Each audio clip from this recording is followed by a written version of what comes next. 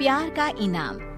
साक्षी की शादी तिवारी परिवार में 8 साल पहले हुई थी, लेकिन साक्षी के व्यवहार से उसके ससुराल वाले बहुत दुखी रहते थे। अरे साक्षी, जल्दी से खाना बना ले, अजय और पापा आते होंगे खाना खाने के लिए। अरे अभी सुबह का खाना बनाकर उठी हूँ, अब दोपहर का बनाऊं? मुझसे नहीं बनता खाना वाना, ढूंढ लो कोई नौकरानी। अरे भाभी, आप माँ से कैसे बात कर रही हैं? ये सही तरीका नहीं है। अच्छा, अब तू मुझे तरीका सिखाएगी? रुक। ये कहकर साक्षी गुड़िया को धक्का मार देती है। अरे रुक साक्षी, तेरे तो ज्यादा ही पर निकल आए हैं, आज ही मैं तेरा इंतजाम करती हूँ। दोपहर को साक्षी का पति अजय, भाई विवेक और पिता घर आते हैं। और बहू, खाना लगा दे, थोड़ा आराम कर लूंगा, फिर फैक्ट्री जाना है। आज खाना नहीं बना है जी, आप तो जानते हैं कि मेरी तबीयत ठीक नहीं रहती, पर अब ये भी खाना बनाने से इनकार कर रही है। अरे नहीं बनाऊंगी, कुछ नहीं बनाऊंगी, जो बात साफ है। अरे पागल बना दिया है तुम लोगों ने। कैसी बात कर रही हो बहू, हमारे घर में ऐसी भाषा का प्रयोग नहीं किया जाता। तो अलग कर दीजिए ना मुझे, मैं भी तो नहीं रह सकती आप लोगों के साथ। ससुर और सास मिलकर साक्षी और अजय को दूसरे घर में शिफ्ट कर देते हैं, लेकिन एक दिन सास को काम करते करते चक्कर आ जाता है और वो गिर पड़ती है। हमने आप लोगों को पहले ही बोला था कि इनके शरीर में कई तरह की समस्याएं हैं, अभी इनसे ज्यादा काम ना करवाएं। ससुर अपनी छोटी बेटी गुड़िया और छोटे बेटे विवेक के साथ बैठे हैं। बेटा विवेक, अब मैं तेरी शादी करवाना चाहता हूँ, अगर तुझे कोई लड़की पसंद हो तो बता दे, वरना मैं ही देख लेता हूँ कोई रिश्ता।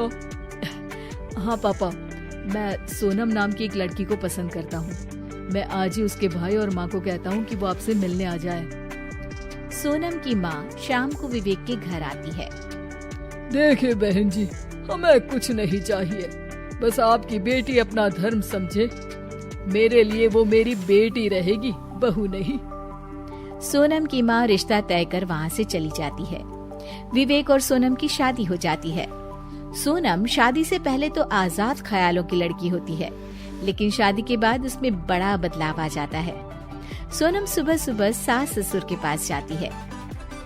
पापा मम्मी, आप लोग ये दवाई खा लीजिए, इसे खाने से इम्यून सिस्टम सुधरता है। हर बुजुर्गों को तो इसे रोज जरूर खाना चाहिए। ये बोलकर वो उन लोगों को दवाई देती है। और हाँ, जल्दी से खाने की टेबल पर आ जाइए, नाश्ता बन गया है। एक दिन सोनम को उसकी जिठानी का फोन आता है। अरे सोनम, इन लोगों के लिए ज्यादा काम करने की जरूरत नहीं है, मैंने तो इन लोगों का बड़ा काम किया। इन लोगों ने तो मेरे लिए कुछ भी नहीं किया, उल्टा मुझे तो मारते पीटते भी थे। सोनम सारी बात अपनी माँ को बताती है।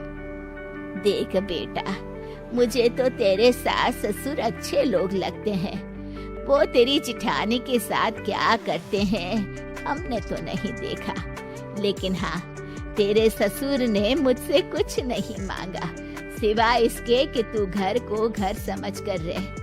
बाकी मेरी नाक मत कटाना बिटिया। सोनम को भी साक्षी की बात पर विश्वास नहीं होता है।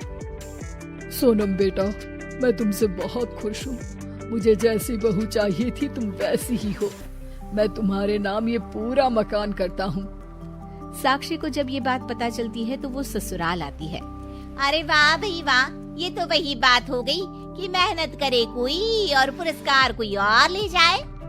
अरे भाभी, आइए आइए, कैसी हैं आप? बच्चे नहीं आए? आइए आइए क्या होता है सोना, ये मेरा घर है, मैं इस घर की बड़ी बहू हूँ। तुम तो ऐसे बोल रही हो जैसे मैं मेहमान हूँ। तभी वहाँ ससुर आ जाते हैं। क्या हुआ साक्षी, सुबह सुबह क्यों चिल्ला रही हो, और तुमने बताया नहीं कि तुम आने वाली हो? वाह पिताजी वाह, 8 साल तक मैंने ये घर चलाया और 2 साल में आपने सोनम के नाम पूरा घर कर दिया। मुझे भी प्रॉपर्टी में हक चाहिए। देखो साक्षी, तुम बड़ी बहू थी, घर को लेकर चलाने की जिम्मेदारी तुम्हारी थी, लेकिन सास को बीमार हालत में छोड़कर तुम चली गई। बहू को अन्नपूर्णा भी कहा जाता है, लेकिन तुमने कभी भी हमें वक्त में न खाना दिया न दवाई। खैर, अब सोनम के रूप में हमें बेटी मिली है, इसकी इज्जत करना हमारा फर्ज है। रहा सवाल प्रॉपर्टी का, तो जिस घर में तुम रह रही हो ना, वही रखो। ये घर सोनम का इनाम है जो उसने जीता है हमारी बेटी बन।